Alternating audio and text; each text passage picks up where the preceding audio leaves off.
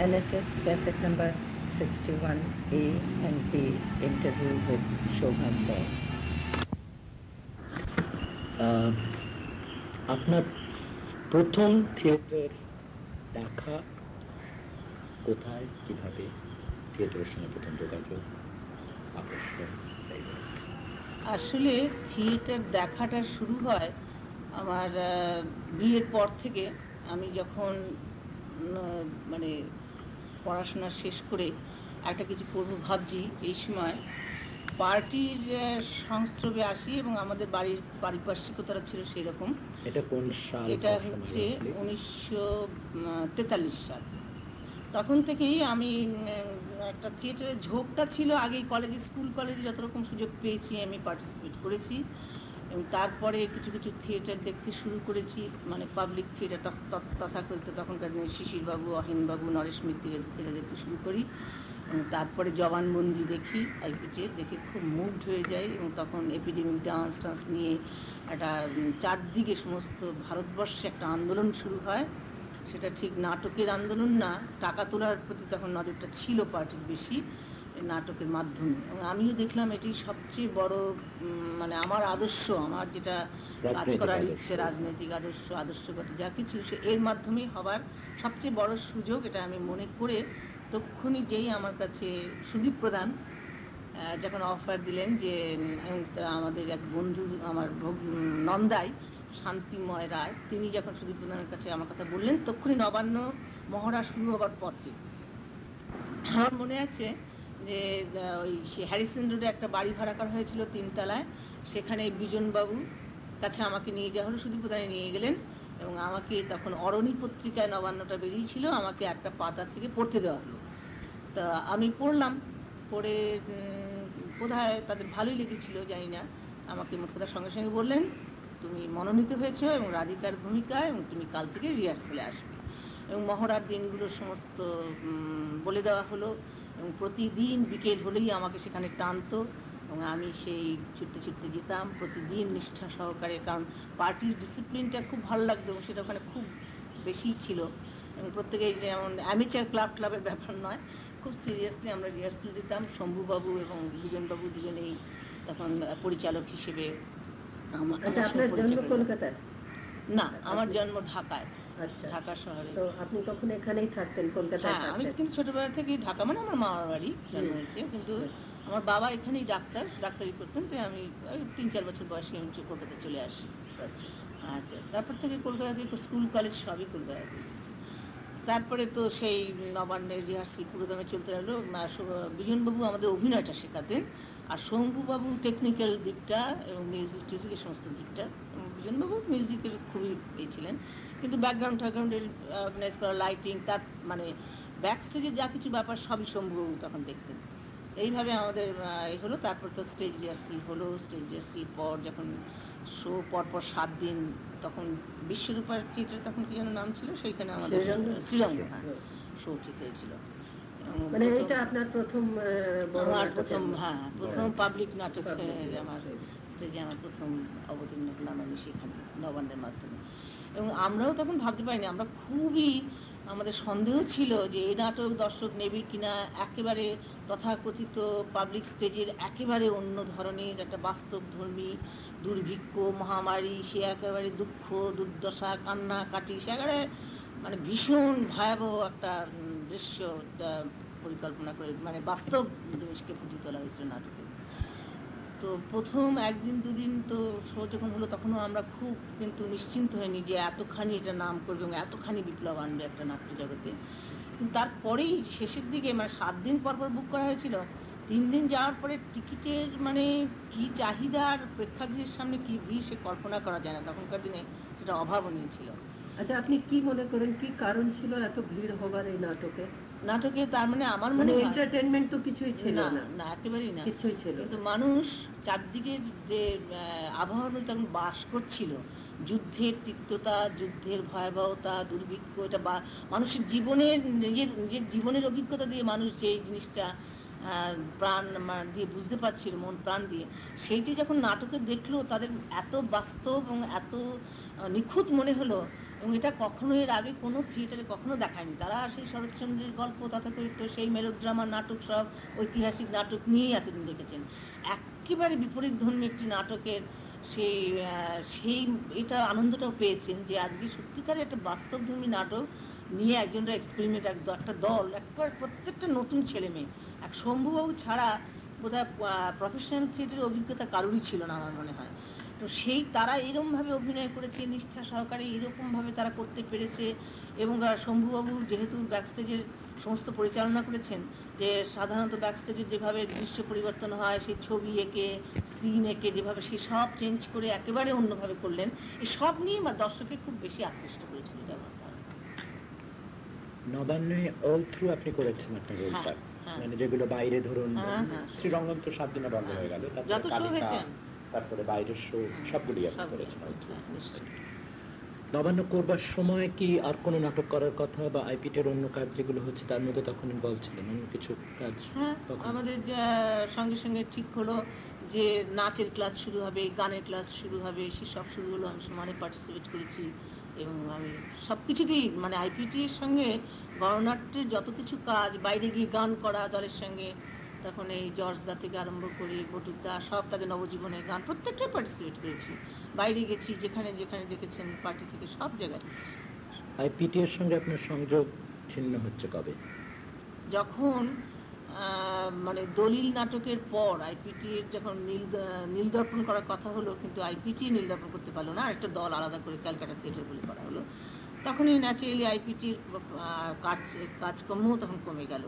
ভালো পরিচালক, ভালো সেরকম ব্যবস্থাপক সকলের অভাবে আমার মনে হয় সেটা খানিকটা হয়েছে হয়তো নাট্যকার, পরিচালকের অভাবও বটে, এবং অর্গানাইজার যারা ছিলেন আগে তারা সেভাবে সিরিয়াসলি পার্টি থেকে বোধ হয় আর এই আইপিটির পেছনে অতটা অতটা মূল্যবোধ, অতটা ইম্পর্টেন্স দিলেন না বলেই বোধ হয়। আচ্ছা, এই আপনাদের এই মানে খানিকটা যে শিথিল হয়ে যাওয়া বা ছড়িয়ে ছিটিয়ে পড়া, এটা আইপিটি ব্যান্ড হবার আগে থেকেই ঘটতে শুরু করেছে? হ্যাঁ, খানিকটা তাই। ব্যান্ড হবার পর আরো বেশি লোক, তখন বেশি, আরো বেশি হলো। তাও আমরা চালিয়ে গেছি। তখন দলিল করেছি, তারপরে নীলদর্পণ তো অন্য নামে করেছি, তারপরে নীলদর্পণে কোন রোল করেছিলেন? নীলদর্পণে মা করেছি। এবং আর তখন একটা জিনিস আমি যেটা করেছিলাম, সেই নীলদর্পণের আমাদের এরপরেই আমি প্রভাদেবকে নিয়ে এসেছিলাম আমাদের দলে। নিয়ে এসে ওই অত বড় নামী অভিনেত্রী, মানে তখন ভারতবর্ষের মধ্যেই বলা যায় আজ পর্যন্ত অত বড় অভিনেত্রী জন্মেছেন কিনা আমার সন্দেহ আছে। তাকে আমি আমাদের এই আদর্শে উদ্বুদ্ধ করে নিয়ে আসতে পেরেছিলাম। এটি আমার খুব আনন্দ লাগে ভাবতে এবং আমার গর্ববোধ হয়। তিনি সত্যি আমাদের সঙ্গে অদ্ভুতভাবে মিশে গিয়ে আমাদের দলে রোজ রিহার্সেলে আসতেন, আমরা নিয়ে আসতাম রিক্সা করে টুংটুং করতে করতে, কারণ ওই গোয়া বাগানে আমার বাড়িতে রিহার্সেল হতো, পাশেই উনি থাকতেন কাছেই। সেই করতে করতে রোজ আসতেন, বিজনবাবুর কাছে শিখতেন, কি নিষ্ঠা সহকারে শিখতেন ভাবা যায় না দেখলে। এবং তিনি বিজনবাবুর যে নতুন ধরনের যে চিন্তা, নতুন ধরনের একটা রোল, নতুন ধরনের সবকিছু। ওই কলঙ্ক, হ্যাঁ কলঙ্কতেই ফার্স্ট নিয়ে আসি। কলঙ্কতে উনি শাশুড়ি, আমি ছেলের বউ, এবং তাতে আমি বিজনবাবুর জিনিসটা তাড়াতাড়ি করতে পারছি না। ন্যাচারালি ওই স্কুলিংয়ে আমি শিক্ষা পেয়েছি, সেটা উনি তো সহজ ধরতে পারছেন না। কিন্তু অবাক হয়ে গেলাম ওর নিষ্ঠা দেখে, এবং পরে যখন শো হলো হাঁ করে তাকিয়ে রইলাম ওর অপূর্ব অভিনয় দেখে, ঠিক আমাদের সঙ্গে মিশে গিয়ে, অথচ ওর যে পার্সোনালিটি, ওর যে অভিনয় ক্ষমতা, সবকিছু তার মধ্যে ঢুকিয়ে একটা অদ্ভুত চরিত্র সৃষ্টি করলেন। আচ্ছা, উত্তলবাবুর সঙ্গে কি আপনার ফার্স্ট আলাপ এই নাটকের সময়? কারণ উত্তলবাবু তো দুটো সেই কলঙ্ক না, তার আগে আলাপ হয়েছিল নীলদর্পণ। হ্যাঁ, নীলদর্পণ যখন আমরা করি তখন উৎপলবাবু তখন ছিল, তখনই আমাদের সঙ্গে আলাপ হয়। তাছাড়া একটা প্রফেশনালি নীলদর্পণ করার কথা হয়েছিল, কিন্তু তারও আগে রংমহল থিয়েটার নিয়ে আইপিটি টেক ওভার করবে, কিন্তু সেটা শেষ পর্যন্ত হয়নি। তারপরে আমাদের আইপিটিতে উৎপলবাবু এলেন। উৎপলবাবু এসে বিসর্জন নাটক করেছেন। প্রথম করলেন উনি ম্যাকবেথের প্রথম অঙ্ক আমাদের দিয়ে করালেন। তখনই, তার আগে দূর থেকে অত ভালো করে চিনতাম না, কিন্তু উনি অভিনয় করেছিলেন একটা ছোট্ট রোলে। হ্যাঁ, সেটা পরে, তার আগে কিন্তু ম্যাকবেথ হয়েছে। ম্যাকবেথ আইপিটির ব্যানারে ছিল, কলঙ্ক তো আইপিটির ব্যানারে হয়নি। তো সেইখানে ম্যাকবেথে আমি লেডি ম্যাকবেথ করেছিলাম, তখন থেকে উৎপলের সঙ্গে পরিচয়। তারপরে অবশ্যই অনেক উনি করেছেন, ডিরেকশন দিয়েছেন, বিসর্জনও দিয়েছেন। আর ওইটা যে ইন্সপেক্টর জেনারেলের কি নাম করে গেছিল আমাদের, সেটাও দিয়েছেন উনি, অভিনয় করতেন। তখন রেগুলার পদার্থ আইপিটির সঙ্গে জড়িত হয়ে পড়েছিল। তার কিছুদিন পরে চলে গেল, তারপরে উৎপল বাবু তার নিজের দলে আবার ফিরে গেলেন, শেক্সপিয়ারের কিছু সঙ্গে, হ্যাঁ শেক্সপিয়ার কোম্পানির সঙ্গে গেলেন। তারপরে উনি ফিরে এসে যখন আবার ওর লিটল থিয়েটার গ্রুপ শুরু করলেন, তখন আমাকে ডেকে পাঠালেন ম্যাকবেথে, লেডি ম্যাকবেথ করার জন্য, যেহেতু আমি আগেই করেছিলাম, ডাকলেন। এবং সেই থেকেই আগাগোড়া আমি আচ্ছা, আপনি ফিল্ম শুরু হয়ে গেছে তো তার মধ্যেই 49 প্রথম ছিন্নমূল নাটকে, তাও ছিন্নমূল ছবিতে, তাও প্রথম ওই আইপিটি এর দল নিয়ে নিমাই ঘোষ, আইপিটির আরো অনেকেই ছিলেন আপনার সাথে, এবং নিমাই বাবু নিজেই হচ্ছেন আইপিটি এর ছিলেন, নবানের সঙ্গে ছিলেন। সেই ফিল্মে প্রথম নারী ছিন্নমূলই প্রথম, ছিন্নমূল প্রথম। কিন্তু ছিন্নমূলে করতে করতেই আমাদের পাড়ায় ছিলেন ওই পরিবর্তনের সত্যেন বসু ডিরেক্টর, আমার পাড়াতে থাকতেন। তিনি যেই শুনলেন আমি ফিল্মে নেমেছি, সঙ্গে সঙ্গে পরিবর্তনে একটা পার্ট দেওয়ার জন্য এলেন। তা আমি করলাম, এবং সেখানে আমার সঙ্গে অজয় করের আলাপ হয়। তিনি ছিলেন ক্যামেরাম্যান পরিবর্তন ছবি। তিনি তক্ষুনি বামুনের মেয়ে চুলে নিয়ে শুরু করে দিয়েছিলেন, কিন্তু জ্ঞানদার রোল খুঁজে পাচ্ছিলেন না, আমাকে অফার দেন, আমি পছন্দ করেন। আমি তখন জ্ঞানদা এই প্রথম ধরতে গেলে একটা কমার্শিয়াল আর্টিস্টদের সঙ্গে কমার্শিয়াল ফিল্মে আমি প্রথম অংশগ্রহণ করলাম। বামুনের মেয়েতে কারা ছিলেন? প্রভা দেবী ছিলেন, পাহাড়ি সান্যাল ছিলেন, অনুভা গুপ্ত, সুনীল দাশগুপ্ত, সুপ্রভা সরকার, সমস্ত, সুপ্রভা ব্যানার্জি, মুখার্জি না, মুখার্জি সবাই ছিলেন, সব বড় বড় আর্টিস্ট একেবারে। বাঘা তুলসী বাবু, ওরে বাবা, আমার তুলসী বাবুর এগেনস্টেই আমার পাঠ, আমার জামাইবাবুর পাঠ করেছিলেন, এবং তিনি সর্বনাশ করেছিলেন এই জ্ঞানদার, তারপর তাকে তাড়িয়ে দিলেন সেসব দৃশ্যগুলো। এবং এইখানে একটা কথা বলে নেওয়া দরকার, প্রভা দেবীর কাছ থেকে আমি অনেক কিছু শিখেছিলাম ফিল্ম লাইন সম্বন্ধে। অভিনয় তো শিখেছিলাম, ফিল্ম জগৎটাকে উনি খানিকটা তার সঙ্গে আমাকে বহল করেছিলেন, কারণ বহল করেছিলেন সেই জন্য আমি ওর কাছে কৃতজ্ঞ। আগে আমাদের ফিল্ম লাইন সম্বন্ধে অনেক সব ভয়, ভীতি, অনেক রকম নিছক সন্দেহ সব ছিল। এই লাইনটাই খারাপ, জঘন্য, এখানে গেলেই সবাই খারাপ হয়ে যায়, সংসর্গ খারাপ, আর্টিস্টটা খারাপ, এসব আমাকে আমরা জানতাম। কিন্তু উনি প্রথমে বললেন যে আমি নিজে গিয়ে দেখতে চাইলাম। আমি সবসময় একটু কি বলবো, সব জিনিসটা নিজে দেখতে চাইতাম, এবং সাহসটা একটু দুঃসাহস বেশি আমার। তা আমি মনে করতাম যে আমি নিজে যদি ভালো থাকি, নিজে যদি ঠিক থাকি, তো কে আমায় কি করতে পারবে, এই দুঃসাহস নিয়ে আমি ঢুকেছিলাম। প্রভা দেবী আমাকে অনেক সাহায্য করেছেন সে ব্যাপারে। তিনি বলতেন যে দেখ, বেশি কথা কারোর সঙ্গে বেশি বলবি না, এবং দেখবি যা, শুনিবি যা, সেটা দেখে আর শুনেই যাবি, কখনো তার উপর কোনো কমেন্ট করবি না, তার নিয়ে কখনো মাথা ঘামাবি না। এই সমস্ত সবসময় উনি আমাকে আগলে আগলে বেড়াতেন। এবং তখন বাঘা সব আর্টিস্টরা, তারা আমাকে চেনেই না, তারা তো খুব অবাক, এরকম একটা রোলে এরকম একটা মেয়ে করতে গেলো। তার আগেবাবু এবং এরা সব পরিচয় করে দিলেন পাহাড়ি বাবুর সঙ্গে, এবং আমার অভিনয় করতে গিয়ে তারা নিশ্চয়ই নবান্ন নাম শুনেই তারা প্রথম থেকেই একটা যে শ্রদ্ধা, ভালোবাসা, এবং এই সকলের থেকে যে আদর যত্ন যা পেয়েছি, সেটা আমার মনে হয় আইপিসির ব্যাকগ্রাউন্ডের জন্যই। এবং এই যে বলে যে মেয়েরা গেলেই সবাই মিলে তাকে খুবলে খাবার জন্য শকুনের মতন মেয়ে হয়, সেটার থেকে অনেকখানি বেঁচে গেছি আমি, যেহেতু একটা শিক্ষিতা মেয়ে, বাইরে নবান্নর একটা আদর্শ নিয়ে আইপিসি থেকে এসেছে। সকলেই আমাকে সেই সমীহ আর শ্রদ্ধাটা দিয়েছে। এবং যে লোকগুলোর সম্বন্ধে এত ভীতি ছিল, তারা তো ভয়ের কিছুই না, তারা সত্যিই ভালো লোক। ভালো মন্দ সব মানুষের মধ্যেই থাকে, তাদের হয়তো কিছু দোষ থাকতো, তার মধ্যে এই যে সুযোগ পাওয়ার জন্য, কেরিয়ার করার জন্য অনেকেই সারেন্ডার করতে হতো, কিন্তু আমাদের সেসব দরকার হয়নি। আমরা একটা ব্যাকিং পেয়েছিলাম এত জোর, যে আমি সেইটাকে খুব মসৃণভাবে আমি চিরদিন ফিল্মে আমার সব চান্স পেয়ে গিয়ে আমি 10 বছরের মধ্যে প্রায় 150খানা ছবি করে ফেলেছি। 150খানা ছবি করেছি সেই সময়, সব ছবি, যত মা মাসি বিধবা ও শোভা সেন বাঁধা বিধবা রোল করে করে একেবারে এক্সপার্ট। আপনি বেশ মানে অর্থাৎ আপনি যখন লিটল থিয়েটারে কাজ করতে শুরু করছেন, মানে ম্যাকবেথ থেকে, তখন আপনার কিন্তু ফিল্মের ওইগুলো ভীষণ চলছে, মানে দুটো প্রায় একই সময়। এটা কোন সালের কথা হবে? আপনার লিটল থিয়েটার কবে শুরু হলো? 53 থেকে। 54 থেকে। আচ্ছা, মিনার্ভা থিয়েটার আর লিটল থিয়েটার এই দুটোর মধ্যে কি তফাৎ? মানে থিয়েটারটা থিয়েটারের নাম, সেটা থিয়েটার ভাড়া নিলেন একটা লম্বা পিরিয়ডে। লিটল থিয়েটার গ্রুপ যখন বেশ প্রচন্ড নাম করেছে, এবং আমাদের চারদিক থেকে প্রচণ্ড চাহিদা, কলকাতায় শুধু না, কলকাতার বাইরেও প্রচণ্ড। তখন আমরা মনে করলাম যে একটা স্থায়ী থিয়েটার নিয়ে আমাদের কিছু এক্সপেরিমেন্ট করা দরকার। এই ঘুরে ঘুরে তাতে মঞ্চ নিয়ে এক্সপেরিমেন্ট হয় না, কোনো ভালো অভিনয় করার মতন আমাদের পরিবেশ থাকে না। একটা মঞ্চ নিয়ে করলে কিছু করার জন্য আমাদের খুব একটা হলো। তা মিনার্ভা থিয়েটার তার আগে কিছুদিন বহু চেষ্টা করেছিলেন, পারেননি। তা আমাদের কিছু বন্ধুবান্ধব, তখন তার মধ্যে অজিত গঙ্গোপাধ্যায় নাট্যকার, তিনিও খুব চেষ্টা করেছিলেন, এবং এরা সবাই মিলে আমাদের মিনার্ভা নেবার জন্য আমাদের কাছে এলেন।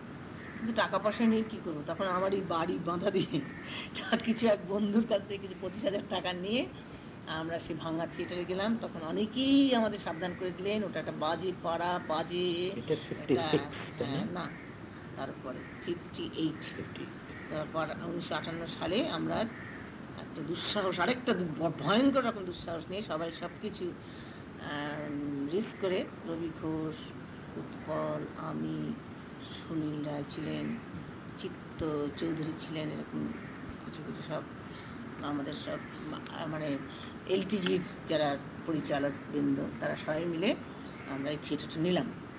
নিয়ে প্রথম শুরু করি আমরা নিচের মহল। তখন আমাদের প্রচণ্ড সুনাম হয়েছিল, গড়কির লোয়ার ডেপথ হয়েছে নিচের মহল। তো সেইটা দিয়ে শুরু করলাম। কিন্তু একটা জিনিস কমার্শিয়াল থিয়েটার চালাতে গিয়ে আমাদের অভিজ্ঞতা হলো যে কমার্শিয়াল থিয়েটার আর বাইরের যে গ্রুপ থিয়েটারে যেটা যে আন্দোলন আমরা যে করছিলাম, নবনাট্য, এই গণনাট্য আন্দোলন, দুটো প্রচণ্ড তফাৎ।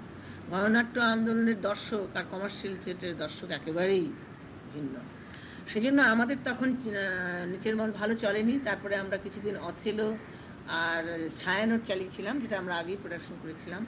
সে দুটো খুব ভালো চললো না। মানে একটা ব্যবসায়িক থিয়েটার চালাতে গিয়ে প্রত্যেক মাসে আমাদের খুব কম করে 20 থেকে 25,000 টাকার ঝুঁকি নিতে হতো। তার কর্মচারীদের মাইনে, তারপরে প্রোডাকশনের কস্ট, দৈনন্দিন খরচ। আমরা থিয়েটারের যারা অভিনয় করি তারা 1 পয়সাও নিতাম না, কিন্তু পেছনে যারা ব্যাকস্টেজের টেকনিশিয়ান তাদের প্রত্যেককেই ইয়ে করা হতো। এইসব করে কিছুতেই আমরা চালাতে পারছিলাম না। তখন একটা নতুন কিছু করার জন্য উৎপল দত্ত একটা চ্যালেঞ্জ নিলেন যে থিয়েটার আমি চালাবই। তখন অঙ্গার নাটক করার পরিকল্পনা করা হলো। যে তার আগেই ওই চীনাকুড়ি কত বড় কয়লাখনি দুর্ঘটনা হয়েছে, সেইটি উনি মনে করলেন, এবং আরও কয়েকজন বন্ধুবান্ধব তাকে বললেন যে এইটি নিয়ে করলে সবাই আমরা একমত হলাম।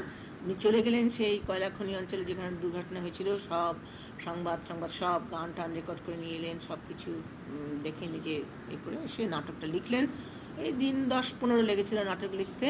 সঙ্গে সঙ্গে তাপস সেনীরা সব, এরাও গিয়েছিলেন বাইরে, সব একেবারে ঝাঁপিয়ে পড়লো সবাই মিলে এই মানে চ্যালেঞ্জ নিয়ে যে এই নাটককে লাগাতেই হবে। এবং সেটা আমরা, রবি ঘোষের একটা অসাধারণ পার্ট ছিল তার মধ্যে। রবি ঘোষ খুব সক্রিয় অংশগ্রহণ করে, তার জামাইবাবু সেই কোল মাইন্সের বড় ইঞ্জিনিয়ার ছিলেন, সেখানে নিয়ে গিয়েছিল, রবি ঘোষের সঙ্গে অনেক কিছু সাহায্য করেছে। এবং চিত্ত চৌধুরী আর্থিক দায়িত্ব নিয়ে আমাদের নাটক নামলো, এবং নামার সঙ্গে সঙ্গেই প্রায় ভীষণভাবে জনগণ তাকে ট্রিট করলো, এবং সে ছবি সুপার হিট হয়ে গেল সে নাটক। এবং তার থেকে আমরা বেঁচে গেলাম। আমাদের ধার দেনা যা কিছু ক্রাইসিস সমস্ত এই অঙ্গার নাটক প্রথমে চললো। আমরা 3 বছর চালিয়েছিলাম প্রায়। কিন্তু আমরা নিজেরাই না, আমাদের কোনো ব্যবসায়িক বুদ্ধি না থাকার থেকে আমরা বেঁচে গেলাম। আমাদের ধার দেনা যা কিছু ক্রাইসিস সমস্ত এই অঙ্গার নাটক প্রথমে চললো। আমরা 3 বছর চালিয়েছিলাম প্রায়। কিন্তু আমরা নিজেরাই না, আমাদের কোনো ব্যবসায়িক বুদ্ধি না থাকার দরুন আমরা সেটাকে বন্ধ করে দিলাম। দূর, একটা নাটক এতদিন ধরে করার কি অর্থ, এই তো ওরা করে, সে কমার্শিয়াল, আমরা করবো না বলে আমরা আবার সেই অন্য নাটকে হাত দিলাম, ফেরারি ফৌজ। কিন্তু ফেরারি ফৌজ করতে গিয়ে দেখা গেল ফেরারি ফৌজ নাটক খুব ভালো চলেছিল, নাটক খুব এগোচ্ছিল, কিন্তু অঙ্গারের মতন অত আর্থিক দেয়নি। যা কিছু আমাদের সঞ্চয়ের ভান্ডার ছিল আস্তে আস্তে কমতে লাগলো। তারপরে আমরা তিতাস করলাম। তিতাসে প্রথম 100 নাইট প্রত্যেকটা হাউসফুল গেল। তারপরে যেই বাঙাল ভাষা লোকে বুঝতে পারলো না, পড়ে গেল। তারপরে কল্লোলে নেওয়া হলো। তার আগে আমরা রাশিয়া ঘুরে এসেছিলাম, উত্তর ওখান থেকে কিছু অভিজ্ঞতা নিয়ে এসেছিল, সেসব নিয়ে কল্লোল নাটক আবার সুপার হিট হয়ে আমাদের সত্যিকারের একেবারে, আমরা 11 বছর যে ছিলাম মিনার্ভা থিয়েটার, অঙ্গার এবং কল্লোলই হচ্ছে তার বড় হিট। এবং আমাদের যা কিছু অর্থনৈতিক সব কিছু প্রবলেম সলভ করেছে। কিন্তু তারপরে রাজনৈতিক একটা প্রচণ্ড বিপর্যয় আসে বাংলাদেশে, নকশাল আন্দোলন এবং সিপিএম সিপিআই ভাগ এবং কংগ্রেসীদের অত্যাচার সব কিছু মিলে এমন একটা তখন বিপর্যয় আসে যে আমাদের নাটকটা যেহেতু সকলেই জানতো এটা রাজনৈতিক নাট্য ধারাতে চলে, সেই দর্শকের মধ্যে অনেক রকম গোলমাল হয়ে গিয়ে আমরা শেষের 3 বছর প্রায় চালাতেই পারিনি, বিশেষ করে বাধ্য হয়ে সে থিয়েটার ছেড়ে চলে আসতে হলো। অনেক দেনাপত্র ঘাড়ে নিয়ে, মানে উৎপলবাবুর নামে যেহেতু লিস্ট ছিল ঘাড়ে, ব্যক্তিগতই 1.5 লাখ টাকা ঋণ নিয়ে আমরা বেরিয়ে এলাম। তা সেই সব দুঃখের কাহিনী আর তারপরে আমরা বাইরে দুটোর মধ্যে ব্রেক কতদিন, মানে লিটল থিয়েটার ছেড়ে যখন বেরিয়ে এলেন আর পিএলটি টিনের শুরু করেন? ব্রেক নেই, কারণ বিবেক যা তখন তাড়াতাড়ি আমরা ঠিক করলাম বাইরে এই টাকা, বাইরের দর্শকই বেশি টাকা দেয়, পলসাতে বেশি টাকা আসে। আমরা একটা সময় উৎপলবাবুর জেল টেল মিলিয়ে ওই এটা গেল বেশ কিছুদিন, তখন তো যে আমরা তো আছি, উৎপলবাবু নিজে হয়তো পার্টিসিপেট করতে পারেনি, কিন্তু আমরা চালিয়ে গেছি। নাটক 3 নাটক চলেছে, মানুষের অধিকারে চলেছে, এইসব নাটক তখন চলেছে। তারপর যুদ্ধ, মানুষের অধিকারের উৎপলকে বাদ দিয়ে কি করে হলো, তারপরে হলো কি আমরা তখন ঠিক করলাম বাইরে, তখন উৎপলবাবুর যাত্রার প্রচন্ড নাম, আমরা ঠিক করলাম উৎপলবাবুর নামে লোকে এত ব্যবসা করছে, আমরাও কিছু করি, নিয়ে যাত্রা চেষ্টা করি, বিবেক যাত্রার সমাজ শুরু করলাম। কিন্তু সেই বাইরের যে ব্যবসায়ী যে মানে ধূর্ততা দরকার যাত্রা করতে গেলে, সেটা আমাদের একদম ছিল না বলে টাকা পয়সাই আদায় হতো না। সব কন্ট্রাক্ট করে গেলাম, সেখানে শো হলো, টাকা দিল না। 2 দিন শো আছে, প্রথম দিনের হয়তো কিছু দিয়ে এখান থেকে নিয়ে গেছে, তারপর বললো দেব না। সেখানে মারামারি কাটাকাটি করতে থাকে, এরকম করে অনেক মারটার খেয়ে আমরা সঙ্গে সঙ্গে ওই প্রায় মানে 5-6 মাসের মধ্যেই আমরা এলটিজি, তখন নামটা নিতে পারছিলাম যেহেতু মিনার্ভা থিয়েটারের সঙ্গে অনেক কিছু কেস মামলা টামলার সঙ্গে জেল থেকে আমরা পিএলটি নাম নিয়ে সঙ্গে সঙ্গে শুরু করে দিলাম শো করতে। এবং প্রথম ওই কি সন্ধ্যে মালি আরেকটা যেন কি নাটক দিয়ে শুরু হয়েছিল, তারপরে রাইফেলটাও করি, রাইফেলটা করে খুব টাকা পাওয়া গেছিল। এবং টিনের তলোয়ার, ঠিকানা, সূর্য শিকার, 3টে নাটক নিয়ে, সূর্য শিকার আগে অবশ্যই যাত্রা হয়েছিল, 3টে নাটক দিয়ে একসঙ্গে পিএলটি যাত্রা শুরু করে এবং সঙ্গে সঙ্গে প্রচন্ড জনপ্রিয়তা অর্জন করে। বিশেষ করে টিনের তলোয়ার একটা মানে অঘটন ঘটিয়েছে এটা, এবং আমার মনে হয় টিনের তলোয়ার যদি আমরা কোনো কমার্শিয়াল থিয়েটার রেগুলার করতে পারতাম, 8 বছর 10 বছরে কেউ উঠাতে পারত না। টিনের তলোয়ার আজকে 13 বছর ধরে চলছে, যখনই করি এখন হাউস। এই হচ্ছে পিএলটি। তারপর থেকে তো সমানে চালিয়ে যাচ্ছে পিএলটি নামভাবে। তারপরে পরের প্রশ্ন, এইবার মানে এইটা মোটামুটি আপনার ব্যাকগ্রাউন্ড ক্যারিয়ারের হয়ে গেল। আচ্ছা, এইবার গণনাট্য সম্বন্ধে আরো কিছু জানার আছে? হ্যাঁ, আচ্ছা, একটা হচ্ছে যে গণনাট্যের অভিজ্ঞতাটা যেটা, সেটাতে 2টো দিক ছিল। একটা হচ্ছে যে কলকাতা, যেটা আপনি বললেন, যেখানে একটা দুর্ভিক্ষের সময় পার্টি যে কাজ করতো তার ফান্ড রেজিং এর জন্য, প্রথম অন্তত অতটা আর্ট করার জন্য ইত্যাদি নয়, কিন্তু ফান্ড রেজিং করা, এবং সেইখান থেকে ব্যাপারটা শুরু হয়।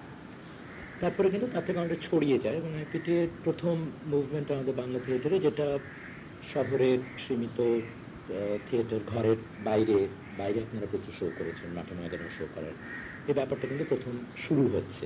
না, আগে কমার্শিয়াল থিয়েটারও করতো, কিন্তু তখন হতো কি ব্যক্তিগত অভিনয়ের উপর জোর দেওয়া হতো।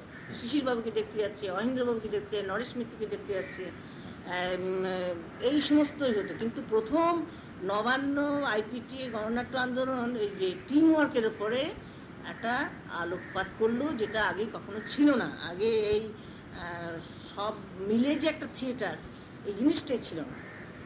থিয়েটারের প্রতিটি ভাগ, প্রতিটি বিভাগই যে সম্মিলিত একটা ব্যাপার, মিউজিক, আলো, তারপরে তোমার ব্যাকগ্রাউন্ড এফেক্ট, তারপরে মঞ্চ, অঙ্গার নাটকে তো আমরা সেটা দেখি ছেড়েছি যে কতখানি মঞ্চ এবং আলো তাকে হেল্প করতে পারে।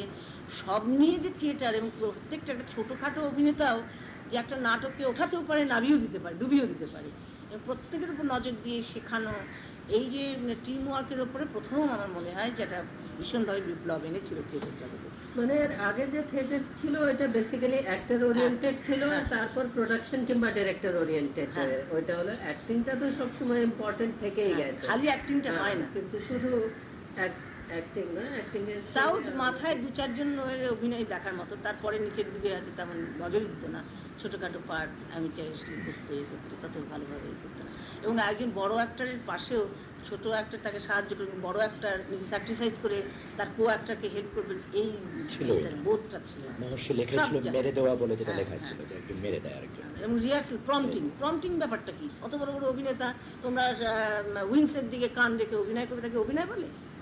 কোনো পৃথিবীতে এই ব্যাপার কখনো হয় না, হয়নি, এবং এখনো আমরা সেটা বরদাস্ত করতে পারি না। আমার যদি মনটা হাফ রেখে দিয়ে আমার কানের কথা শুনি তবে আমি অভিনয় করবো, আগে একজন বলে যাবে ডিস্টার্বিং, আমার অভিনয়ের কনসেন্ট্রেশন কি করাবে? কনসেন্ট্রেশনটাই তো আসল। আমি একটা পার্ট নিয়ে চিন্তা করছি, সেই পার্টটাকে আস্তে আস্তে আস্তে আস্তে আমি তুলছি, সেটা যদি আমার মনটা অর্ধেকটা রয়ে গেল বা পার্ট শোনার দিকে, তাহলে আমি কি করে সেটাকে খেলাবো? আমার নিজের এই এটা কন্ট্রোলটা কি করে আসবে নিজের উপরে? হয় না। আচ্ছা, আইপিটি কাজের পরে আপনি যখন এলটিডিতে কাজ করছেন, পরিবেশন কাজ করলে শুরু করছেন, এলটিডিতে আসছেন, এর মধ্যে আপনার দিক থেকে ব্যক্তিগতভাবে কি ইম্পর্টেন্ট এডিশনাল কি এলো? যেমন একটা হচ্ছে যে ডিসিপ্লিনের ব্যাপার আরো বেশি করা, কারণ উৎপল বাবু যেটা নিজে বলেন যে টেন্ডুলদের সঙ্গে কাজ করার ওই অভিজ্ঞতা থেকে আরো একটা বড় সেইটা এসেছিল। এটা ছাড়া আর কি? এটা ছাড়া আরেকটা মানে উৎপল বাবু যেহেতু নিজে নাট্যকার, বড় নাট্যকার, এবং ওই সময়টাই উৎপলের সঙ্গে খুব বেশি জড়িয়ে পড়লাম যখন ওর নিজের নাটক লেখা, তার আগে শেক্সপিয়ার এবং গোগলটক এইসবই উনি করেছেন, কিন্তু আমি ওর জীবনের সঙ্গে জড়িত হওয়ার পর থেকে ওকে নাটক লিখতে বেশি উদ্বুদ্ধ করা, এবং এই যে মিনার্ভার দরুন, চাহিদার দরুন খানিকটা নাটক লিখতে যে শুরু করা, এইগুলো তো খুব বেশি ইমপ্রেস করেছে তখন। তার আগের থেকেও যে উৎপলের ধ্যান ধারণা একটা নাটক প্রোডাকশনের সম্বন্ধে যেটা আছে, যতখানি দখল আছে, এটা আমি আগে কোনো ডিরেক্টরের কাছে এটা পাইনি। বিজনবাবু না, শম্ভুবাবু না, সকলের কাছ থেকে একজনের কাছে এতখানি এর আগে কোনো ডিরেক্টর। শম্ভুবাবু খানিকটা জিনিস দিয়েছেন, বিজনবাবু খানিকটা বোঝাতে পেরেছেন, কিন্তু একটা লোকের মাধ্যমে সবকিছু পাওয়া, থিয়েটারে যা যা প্রয়োজন মনে করি আমাদের দেশে তখন আমি পেয়েছি, সেটা উৎপল দত্তের মধ্যেই পেয়েছি। এবং এটা কি বলছেন যে সবচেয়ে বেশি ক্লিয়ারলি অন্তত এসেছে, মানে ভালো খারাপের না, এসছে মিনার্ভা স্টেজে, কারণ মিনার্ভা থিয়েটার আপনার হাতে, ইচ্ছে মতো করতেও পারেন, যতবার খুশি রিহার্সাল দিতে পারেন, যত বেশি খাটতে পারেন, ওই সুযোগটা কিন্তু মিনার্ভাতেই প্রথম আসছে। এবং অন্য থিয়েটারের সঙ্গে কম্পিটিশন করবার জন্য যেই আমাদের তাগিদটা ছিল, যেটা করতেই হবে, এতটুকু খামতি যেখান থেকে পেরেছি ধার করে না করে টাকা জোগাড় করে আমরা চেষ্টা করেছি প্রোডাকশন গুলোকে একেবারে তার জন্য, যাদের যাদের নির্মলেন্দু চৌধুরী থেকে আরম্ভ করে, যখন রবিশঙ্কর থেকে আরম্ভ করে, সকলে আমাদের এই নিষ্ঠা দেখে, আমাদের এই প্রচন্ড আগ্রহ নিষ্ঠা সব দেখে, সততা দেখে, তারাও সব প্রায় টাকা না নিয়ে প্রত্যেকে কাজ করে গেছেন এবং আমাদের সব রকম ভাবে সাহায্য করে গেছেন। তাদের দানও কিন্তু কিছু কম না। অঙ্গার নাটকের রবিশঙ্করের দান কিছু কম, এবং আর্টিস্টও ধরো যা বাইরে থেকে তখন নীলিমা দাস টাস যারা এসছেন, তারাও প্রচন্ড আমাদের জন্য এক হয়ে টাকা পয়সা না নিয়ে, ওরা সব কমার্শিয়াল থিয়েটার চিরদিন করেছেন, চিরদিন সেইভাবে নিজেদের, কিন্তু তারা যেভাবে আমাদের আদর্শের সঙ্গে মিশে গিয়ে আমাদের হাত জোর করে অভিনয় করেছেন, জোরদার করেছেন আমাদের, সেটাই সবকিছু পেয়েছি আমরা। মানে ওই একটা দুটো নাটক ভালো চললো, বাদ বাকিগুলো চললো না, তাহলে ওই যে মানে অর্জনটা হলো সেটা ওর মধ্যে সব বরাবর হয়ে গেল, তা না হলে আর্টিস্টের কিছু দেওয়াও যেতে পারতো। কিন্তু থিয়েটার একটা, সেই যে কি বলবো, তার ক্ষুধা মেটানো কারোর পক্ষেই সম্ভব না যদি নিজেদের থিয়েটার বাড়ি না থাকে এবং নিজেদের লোহার ব্যবসা থেকে আরম্ভ করে অন্য কোনো সাইড বিজনেস না থাকে। শুধু থিয়েটার দিয়ে থিয়েটারে চালানো খুব মুশকিল, কারণ নিজেদের থিয়েটার মানে আমাদের প্রত্যেক মাসে তখনকার দিনে 3,000 সাড়ে 3,000 টাকা করে ভাড়া দিতে হতো। তারপরে এই যে কর্মচারীদের ডিমান্ড, প্রথমে তারা আমরাই কর্মচারীদের নানা রকম ডিমান্ডের প্রথম সুযোগ সুবিধা করে দিলাম, কারণ তারপর তারাই সুযোগ পেয়ে আমাদের আবার করতে লাগলো, এক্সপ্লয়েট করতে লাগলো। অথচ আমরা অ্যাক্টর অ্যাক্ট্রেস এত স্যাক্রিফাইস করলাম, তার কোনো মূল্য দিল না। তার একটা কারণ আছে, স্যাক্রিফাইসটা দুতরফই হলে কিন্তু আমরা সার্ভাইভ করতে পারতাম। কখনো কখনো আসছি দুঃসময়, আবার তো একটা হিট করে আবার আমরা বেঁচে যাচ্ছি। তো সেই যখন দুঃসময় আসে তখন যদি টেকনিশিয়ানসরা আমাদের সঙ্গে হাত মিলিয়ে সেই যে ভোগ করতেন, তাহলে কিন্তু আমাদের মিনার্ভা ছাড়তে হতো না, তাহলে আবার আমরা ঠিক পেরে যেতাম। আচ্ছা শুভদীপ, আপনার যে কোনো একটা যে রোলটা আপনি অনেকটা কাজ করতে পেরেছেন বলে আপনার নিজের মনে হয়, এরকম একটা role, how you built the role, আপনার একটা কোনো রোল যেটা আপনার নিজের মনে হয় খুব আপনি করে আনন্দ পেয়েছেন, রেঞ্জ আছে, ইন্টারেস্ট আছে, কি করে রোলটা তৈরি হয়েছিল? মানে একটু জোরে বললে সবাই করে। উৎপলবাবু কিভাবে হ্যান্ডেল করলেন পুরো জিনিসটা? আপনার সঙ্গে কি প্রথমে চরিত্র আলোচনা, বিশ্লেষণ এই জাতীয় জিনিস করেছেন? আপনি কি জাস্ট নাটকটা আপনি পড়েছেন, বা নাটকটা যখন লেখা হচ্ছে সেই স্টেজে শুনেছেন, হ্যাঁ। তারপরে কি করে? আচ্ছা, আমি একটা রোল একটা নাটক নিয়ে বলি, কল্লোলের কৃষ্ণাবাই। দারুণ। কারণ আমার মনে হয় অন্য আগে যা সব করেছি, আগে নিচের মহলের যে রোল করেছি সবকিছুই একটা বেশ ডাইমেনশন ছিল, কিন্তু এই কৃষ্ণাবাই রোলটা আমার মনে হয় জটিলতা আছে অনেক। হ্যাঁ, অনেক কিছু দ্বন্দ্ব সংঘাত সব আছে, এবং চরিত্রটি উৎপল দারুণ লিখেছে। এবং আমি নাটক যখনই লেখা হয়, বিশেষ করে উৎপলের নাটক লেখা শুরু হয় যখন, তখন প্রত্যেকটা সিনই যখন যতটা করে যেদিন লেখে, সেটা আমাদের ডিউটি হচ্ছে রাত্রিবেলা সেটা আমি চেঁচিয়ে আবার শোনাই, উৎপলকে পড়ে শোনাই। তাতে ও খানিকটা বুঝতে পারে ওর লেখার এটা, এবং আমারও খানিকটা চরিত্র জানা হয়ে এটা যায়। কবে থেকে শুরু হয়েছে? মানে এই প্রথম কাজ থেকে কখন আমাদের থেকে কবে? আমাদের দুজন যখন থেকে আমরা দুজনে আছি আর কি, আমরা একসঙ্গে কাজ করছি, তার তখন থেকেই শুরু হয়েছে। এবং তাতে হয়েছে কি, চরিত্রটি আগে ও কিভাবে ভাবছে, কিভাবে করছে, অনেক সময় আলোচনা করছে আমার সঙ্গে, তারপর যখন লেখা হচ্ছে প্রত্যেকদিন পড়ছি, সেই সঙ্গে চরিত্রটার স্ফুরণটা আস্তে আস্তে সেটা বুঝতে পারছি, খুব থ্রিল হয়ে যাচ্ছে তখন। তারপরে যখন নাটকটা পুরো লেখা হলো, যখন গ্রুপের সামনে উৎপল নিজে পড়ে, তখন ভালো করে শুনি আমরা, কারণ উৎপল তো ঠিক যেভাবে চায় সেভাবেই পড়াটাও অতি খুব প্রয়োজনীয়, খুব ভালো। সেই সময় একটা আইডিয়া পাই পুরো নাটকটা। আগে তো আমরা খণ্ড খণ্ডভাবে নিজেরা দুজনে পড়েছি, পুরো নাটকটা যখন লেখা হয় এবং গ্রুপের সামনে পড়া হয়, তখন একটা পুরো নাটক সম্বন্ধে, চরিত্র সম্বন্ধে একটা আইডিয়া হয়। তারপরে ব্যক্তিগতভাবে আমি উৎপলকে জিজ্ঞেস করতে থাকি নাটকটা সম্বন্ধে, এবং বিশেষ করে কল্লোলের কৃষ্ণাবাই সম্বন্ধে আমি আরও একটু বেশি হয়েছিলাম, যেহেতু এটা মহারাষ্ট্রিয়ান মহিলা। আমি নিজে বম্বে গিয়ে সেই বস্তিতে গিয়ে সেই সব মহিলাদের কাপড় পরা থেকে তাদের চলন বলনটা খুব বেশি কাজে লেগেছিল আমার। ভীষণ ভালো ইউজ করতেন আপনি একটা। এই হাঁটাটা ওদের দেখেছি। তাছাড়া আমার বাপের বাড়ির পাশে একটা ধোপানি ছিল, বয়স্কা এরকম ভাবে বসে থাকতো, তার হাঁটা চলাটা আমি খুব লক্ষ্য করতাম, সেটা আমার খুব কাজে লেগেছিল। ওই ধরনের কাছা দিয়ে কাপড় পরে কিভাবে ওরা হাঁটে, কিভাবে পরে, গয়নাগাটি সব কিছু আমি খুব ভালোভাবে লক্ষ্য করে এটা চেষ্টা করেছি আয়ত্ত করতে। এবং ওই উৎপল সব ব্যাপারে সাহায্য করেছে। চরিত্রের যে দ্বন্দ্বটা, নিজের বউ এবং নিজের ছেলের দ্বন্দ্বটাকে ওর মায়ের উপর কিভাবে এসে পড়েছে, মা নিজের ছেলের প্রতি তার যে মমত্ব, তার যে মাতৃত্ব, সে তো আছেই, কিন্তু সেই ছেলে যখন ছেলের বউর প্রতি অবিচার করছে, তখন মা সহ্য করতে পারেননি, তখন তিনি ছেলেকে বিসর্জন দিয়েও তিনি বউয়ের পক্ষ নিলেন। এই যে অথচ বুক ফেটে যাচ্ছে তার, কিন্তু তিনি তার নিজের আদর্শ, নিজের ব্যক্তিত্ব দিয়ে মা ছেলের বউকে এবং তার সঙ্গেই থাকলেন, ছেলের কাছে গেলেন না, ছেলে চলে গেল দূরে। কিন্তু পরে মা সেটাকে রিভিল করছেন যে তার মাতৃত্ব কতখানি তার জন্য হয়েছে। তো এই চরিত্রটা অসাধারণ চরিত্র আমি মনে করি, এবং সেটা ফোটাতে খুব চেষ্টা করেছি, পেরেছি কতটা জানি না, কিন্তু যাই হোক আমি এই চরিত্র নিয়ে খুব ভেবেছি, এবং কিরমভাবে আস্তে আস্তে আস্তে চরিত্র নানান, এবং আরও বেশি হয় অভিনয় করতে করতে। অভিনয়ের মধ্যে যে এক্সপেরিমেন্টটা আসে, সেটা তো আর অন্য কিছুতে করা যায় না। যেহেতু রেগুলার প্রতিদিন সপ্তাহে 3টে 4টে 5টা, মাসে 20টা করে সই করছি, প্রত্যেক দিনই দর্শকের রিয়াকশন, দর্শকের প্রতিক্রিয়ার সঙ্গে সঙ্গে অভিনয়েরও কিন্তু পরিবর্তন হয়। যেখানে মনে করছি এখানটা এইভাবে আজকে বলে দেখি দর্শক কীভাবে নেয়, সেইখানটা সেই যখন বুঝলাম যে এটা খুব ভালো নিয়েছে, আগের করাটা চেয়ে এই করাটা বেশি ভালো, এবং দর্শক যত বেশি রিসিভ করতে পারে, যত তাদের সেন্সিটিভ হয়, সেদিনকার এটাও তত অভিনয়ের ধারাটাও পাল্টে যায়। যেদিনের দর্শক দেখি প্রচণ্ড রিয়াক্ট করছে এবং দারুণভাবে খুব ভালো দর্শক, সেদিন অভিনয়ের স্ট্যান্ডার্ডও কিন্তু অভিনেতাদের বেড়ে যায়। এটা প্র্যাকটিক্যালি আরো বেশি আমরা অনুভব করেছি এই নাটকে করেছি। প্রশ্ন করি, এই এখান থেকে আসছে, আমরা অনেক দিন অবধি, মানে ভার্চুয়ালি টিনের তলবারের আগে অবধি, যদি একমাত্র বুড়োশালিকা ঘাড়ের বাদ দেওয়া হয়।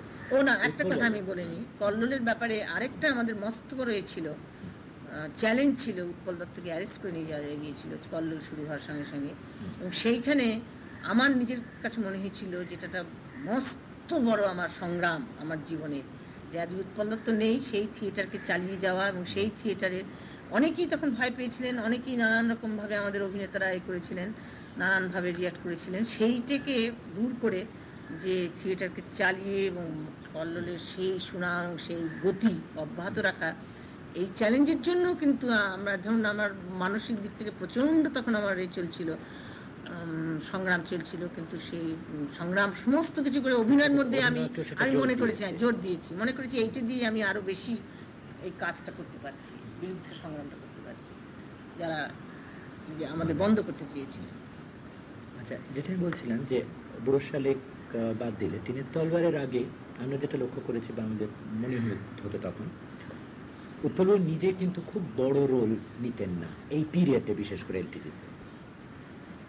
তাতে অ্যাজ এ ডিরেক্টর খানিকটা প্রোডাকশনের বাইরে থাকা থেকে পুরোটাকে দেখা, ভিজুয়ালাইজ করার এইটির সুযোগটা উনি ম্যাক্সিমাম পেয়েছেন, যেটা আমাদের অন্য অধিকাংশ থিয়েটার উৎপল সমসাময়িক যেগুলো তৈরি হয়েছে তাতে যিনি ডিরেক্টর তিনি প্রধান রোলটা নিয়ে বসেন। তার ফলে কিন্তু প্রোডাকশন, মানে যেখানে উৎপলবাবুর টোটাল প্রোডাকশন অন্য যে কোনো ডিরেক্টরের চেয়ে অনেক ভালো, অনেক বেশি পাওয়ারফুল, তার একটা আমাদের দিক থেকে মনে হয়েছে বাইরে থেকে দেখে যে তার মধ্যে একটা সুবিধে ছিল, উৎপলবাবু নিজে ইচ্ছে করে এই চয়েসটা এক্সারসাইজ করতেন, সরে থাকতেন যাতে পুরোটাকে উনি ভিজুয়ালাইজ করতে পারেন, কন্ট্রোল করতে পারেন অনেক বেশি। নিজের একটা ছোট রোল থাকতো, ওকে বাদ দিয়েও সেটা হতে পারে, এলটিজির অধিকাংশ নাটকে কিন্তু হতে পারত, উৎপলবাবুর অভিনয়ের উপর নির্ভর করতো না। সেইটি কি যখন একটা প্রোডাকশন শুরু হয়ে গেল, ধরুন অঙ্গারের ক্ষেত্রে বা কল্লোলের ক্ষেত্রে, তারপরে উৎপলবাবু কি ক্লোজলি নাটক দেখতেন এবং তারপরে আপনাদের অভিনয় চেঞ্জ করা, ছোটখাটো ডিটেইল, এই প্রসেসটা চলতো? প্রতিটি শোতে তিনি আসতেন। কোনোদিন কলকাতায় থাকলে যদি নাটকটা লেখার টাকার দরুন বাইরে যেতে, তাছাড়া কিন্তু যখন থাকলে প্রতিটি আসতেন। এবং ও বিশ্বাস করে এটা যে খুব কঠিন প্রোডাকশন যেগুলি, সেগুলিতে বা ডিরেক্টর যদি বড় রোল না নেয় তাহলে প্রোডাকশনটা বেশি বাজারে, তুমিও বললে, স্বীকার করছো সেটা। অঙ্গার, কল্লোল এগুলো কিন্তু ফেরারি ফৌজি বাধ্য, যেমন রবি ঘোষ চলে গেল, বাধ্য হয়ে বড় রোল, বাধ্য অনেক সময় করেছেন, কিন্তু বেসিক একটা মাথায় কিন্তু ওর আছে। টিনের তলরটা কিন্তু প্রোডাকশনালি খুব কঠিন নয়, খুবই সহজ, সেই জন্য ওটা যাত্রার স্টাইলই রেখেছে, এবং যেটা খুব সহজ, মঞ্চ, আলো সবকিছু দেখে ওটাতে অত বড় পার্ট নিয়েছে, যাতে ওদিকের মনোযোগটা বেশি না দিতে হয়, সেটি বোধহয় কারণ আমার মনে হচ্ছে তলার ওই জন্য অত বড় পার্ট না। আমি আরো যে জন্য জিজ্ঞেস করছি যে একটা প্রোডাকশন তৈরি হয়ে যাওয়ার পরে, কারণ একটা হচ্ছে যে এলটিজি বা পিএলটিতেও প্রথম শোতেও যখন একটা নাটক দেখেছি, সেটা যতটা পারফেক্ট ততটা কিন্তু অন্য অধিকাংশ গ্রুপের নাটকে পাওয়া যায় না। ফার্স্ট শোতে লোকে ওরা বলেও যে প্রথম শো এই, সেটা কখনো এলটিজি বা পিএলটিতে প্রথম শোটা ওটা কোনো ফ্যাক্টর থাকেনি, এতটা তৈরি হয়ে আসে। তা সত্ত্বেও যেটা আমি জিজ্ঞেস করছি যে পরে প্রোডাকশন চেঞ্জ করে, গ্রো করে, অভিনয় প্রতিটি দেখে যখনই মনে করেছে ডিরেক্টর যে এখন কিছু বলা দরকার, প্রোডাকশনের টেকনিশিয়ানস এবং আর্টিস্টদের সঙ্গে সঙ্গে নিয়ে বসেছে আফটার দ্য শো, কিংবা আরেকটা যেদিন শো নেই সেরকম সময় আমরা বসেছি, বসে সেই নিয়ে আলোচনা করেছি। কিন্তু এই শোগুলি ছাড়াও কিন্তু আমাদের মিনার্ভায় পাশাপাশি কিন্তু আরো অনেক প্রোডাকশন চলতো, যেগুলো আমাদের রাজনীতির দিক থেকে হোক, কিংবা ধরুন শেক্সপিয়ার নিয়ে অনেক নাটক করেছি। শেক্সপিয়ার 1962-তে আমরা 4টে প্রোডাকশন নিয়েছি, 4টে ইংরেজি, 3টে বাংলা। ম্যামলক করেছি, ভিয়েতনাম, অজেয় ভিয়েতনাম করেছি, অনেক নাটক আমরা করেছি, যেগুলো একেবারে মানে ওইভাবে কমার্শিয়ালি চলবে এই হিসেবেই করা করা দরকার, দায়িত্ব বলে মনে হয়। ব্রেকস নিয়ে কত রকম আলোচনা, কত রকম ব্রেস্ট সোসাইটি আমরা স্থাপন করেছিলাম, তা নিয়ে নানা রকম, হয়তো ব্রেস্ট প্রোডাকশন ওরকমভাবে নামাইনি, কিন্তু আমরা রিহার্সাল দিয়েছি, মাদার কারিজ নিয়ে অনেক রিহার্সাল দিয়েছি। ডেজ অফ দ্য কমিউনিটি তৈরি হয়ে গেছিল না হওয়ার জন্য, কিন্তু খরচ ভেবে ডেজ অফ দ্য কমিউনিটির ওই সব বিশাল সব, আর তাছাড়া ওই যে এলিট অফ দি সোসাইটি, তাদের পোশাক করতে একজনই তো, খরচ, তাদের একজনের পোশাক করতে 4-5 হাজার টাকা খরচা হয়েছে, লক্ষ লক্ষ টাকা। সেই সব সাহায্য কোথা থেকে পাইনি, কোনো দিল্লি টিল্লি সেন্ট্রাল গভর্নমেন্ট কেউই যায়নি, ন্যাচুরালি আমরা ছেড়ে দিতে হয়েছে। আচ্ছা, বাইরে আপনারা, মানে আপনি আর উৎপলবাবু অনেকবার গেছেন এবং প্রচুর থিয়েটার দেখেছেন, সেগুলো থেকে কি মানে স্পেসিফিক কিছু, কোনো অভিনেতা বা কোনো অভিনেত্রীর কাজ, কোনো পার্টিকুলার নাটকের কাজ আপনাকে অভিনেত্রী হিসেবে ইন্সপায়ার করেছে, হেল্প করেছে, কোনো রকম একটা মডেল পেয়েছেন? নিশ্চয়ই। আমার জীবনে খুব সৌভাগ্য যে আমি হেলেনা রাইডেলের অভিনয় দেখেছি টরিনো অ্যাসাম্বলে। কি নাটকে ওর নাটক একটা দেখেছি, করিওলেনাস দেখেছি। আরেকটা কি নাটক বলো তো, আমি নামটা ভুলে যাচ্ছি, তুমি খুব বড় রোল করেছিলেন, নামটা আমি ভুলে গেছি। এই দুটো নাটকই আমি দেখেছি। আর তাছাড়া তো ছবি তো দেখেইছি, মাদার ক্যারেক্টার সবই দেখেছি। তো এবং ওখানকার আরও বড় বড় অভিনেত্রী তো ভাইগুলোর মতো না, কিন্তু অন্য বড় অভিনেত্রী থেকে এই যে আমি যে বিদেশি নাটকগুলো করতে পারি এবং যেভাবে চলাফেরা, খানিকটা উৎপল থেকে তো শেক্সপিয়ার থেকে আমি তো খানিকটা পেয়েছি, শিখেছি। এবং বাইরের এত নাটক দেখেছি বলেই বোধ হয় সেগুলো করা আমার পক্ষে এত সহজ হয়েছে, যেটা অন্য মেয়েদের মধ্যে সেই বাঙালিপনাগুলো এসে যায়। যেটা তৃপ্তি মিত্র আমাকে একদিন বলেছিল, সবাই তোমার এই সুবিধাটা আছে, তুমি এত বাইরে ঘুরেছো, এত বাইরে দেখেছো বলেই তুমি চট করে এই রোলগুলো তুমি ভালো করে করতে পারো। কারণ আজকে ব্যারিকেড থেকে আরম্ভ করে সব কিছু যে অভিনয় টভিনয় এগুলো করি, আমার মনে হয় নিশ্চয়ই অনেকখানি ইনফ্লুয়েন্স করেছে। কারণ আমি তো প্রায় প্রতি বছর না হলে 1 বছর অন্তর তো আমি বিদেশ যাই, খালি নাটকই প্রচন্ড দেখি। এবারও মাত্র 10 দিন ছিলাম, তার মধ্যে 3টে থিয়েটার দেখে নিচ্ছি। কি প্রচন্ড দাম না টিকিটের পাওয়া যায়, তার বিষয়ে কত আছে এখন? আমরা তো তাও ধরো প্রায় শেষের দিকে বসেছি, 7 থেকে 9 পাউন্ড। তার মানে কত পড়লো? 15 টাকা 2 পয়সা হচ্ছে পাউন্ডের। 100 টাকা, 100 টাকারও বেশি। হ্যাঁ, তাও আমি একাতে যেতে পারি না, যেগুলো আমার 2-3 জনে যেতে হয়। অনেক দূরে দূরে থিয়েটার, আমি থাকি অনেক দূরে, অত রাত্রিতে ফিরবো, 3 জনের টিকিটের ফেয়ার আমাকে দিতে হচ্ছে না।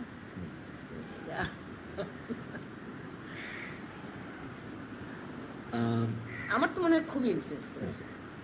এবং পোশাক আশাক সবকিছু সেই এটা নিয়ে করা, ঠিকভাবে ধরা, ঠিকভাবে বসা, এগুলো ভীষণভাবে চরিত্র মধ্যে ভীষণভাবে এগুলো কাজ করে। কোন একটা কমিউনিটি বা একটা রেস বা একটা দেশের এটা।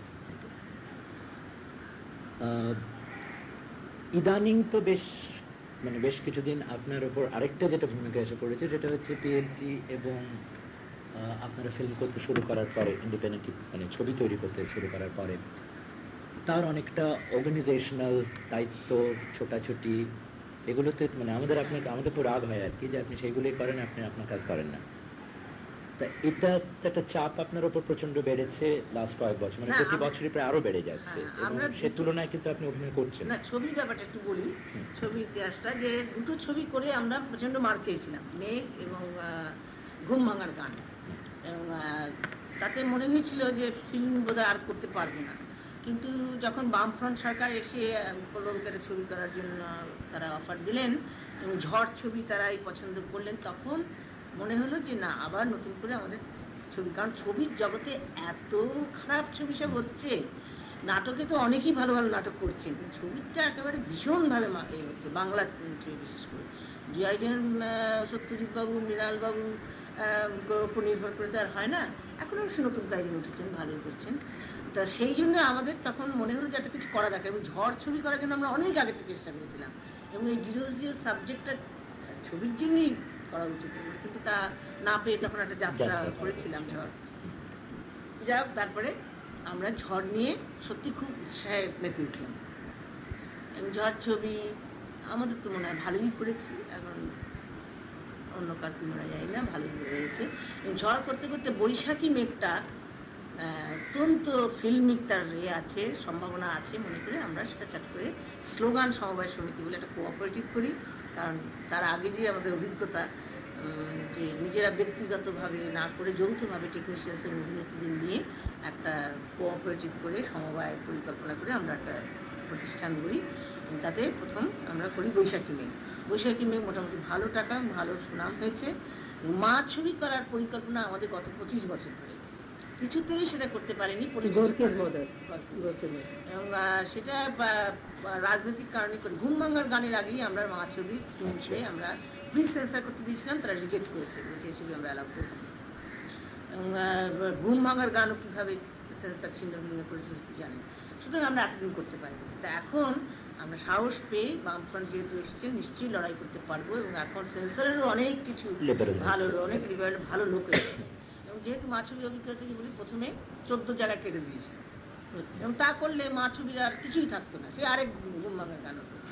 সেই জন্য লড়াই করে দিল্লি থেকে আবার নতুন কমিটি, রিভাইসিং কমিটি বসিয়ে সেটা ভূপেন হাজারিকার নেতৃত্বে আমরা সেটা পাস করি অ্যাজ ইট ইজ, আর পাঠাইনি কিচ্ছু, আমরা করতে পেরেছি। সেই জন্যই মানে অল দ্য কাটস ওয়েভ করে দিয়েছে শেষ পর্যন্ত। করে দিয়েছে। আমার মনে হয় যে আর নিজেরা আর কি ছবি করবো জানি না, সেটা মায়ের উপর নির্ভর করছে।